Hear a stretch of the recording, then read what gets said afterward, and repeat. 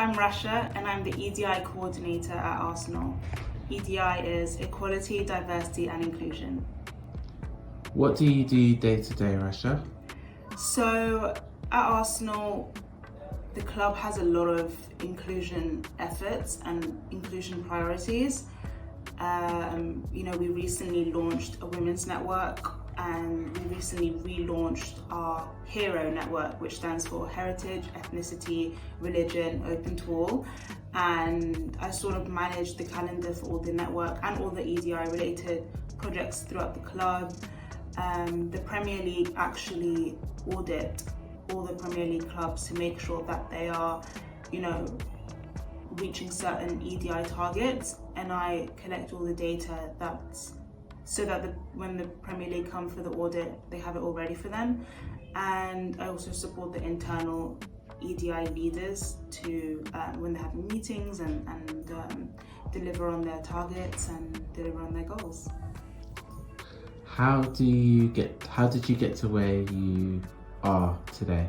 So I didn't know what I wanted to do from a very early age. I thought I wanted to do medicine at one point, and then I quickly shut that down. I did psychology at University of Birmingham, and I really enjoyed it. I really liked my modules that were psychology in the workforce and psychology in education.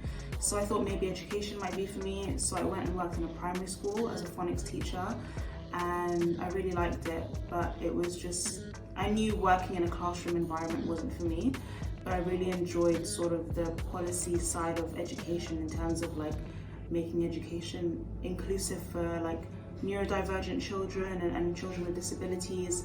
So my old line manager recommended that I look out some inclusion roles, and I just searched on LinkedIn like inclusion sort of roles. And I also worked in marketing briefly while I was after uni for an events company, so I knew that I had those kind of transferable skills in terms of like making material towards or like for EDI.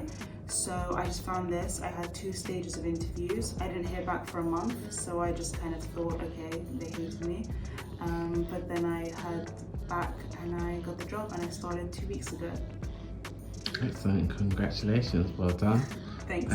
So what advice could you give to young people who might want to emulate what you've done? I think my biggest advice is just to remember that rejection is redirection. On the day I had applied for another job that I really, really wanted, and I went through loads of interview stages and I got rejected for it, and I was so down about it. And then a couple hours later I got an email inviting me to interview for this place, and it was like, the redirection of it all. I know it sounds cheesy, but that everything happens for a reason. It's just rejection after rejection can really be a downer, and I went through that for like a good 4 months, and I didn't think I'd see the light. But it's just remembering that like there's going to be a redirection, there's going to be something there, and it's, this wasn't for me, so something else will be for me. And yeah. Excellent. And what's your affinity to Stephen's legacy? I would say my affinity and to the foundation as a whole is to sort of, making time for myself and wanting to invest in myself.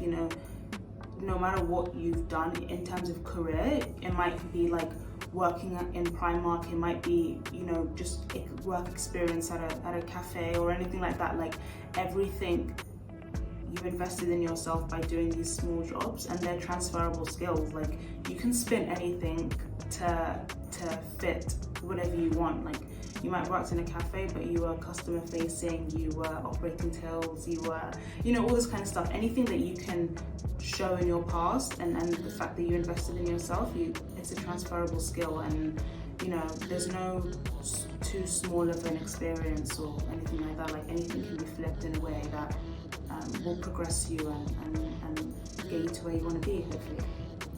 Thank you. Bye.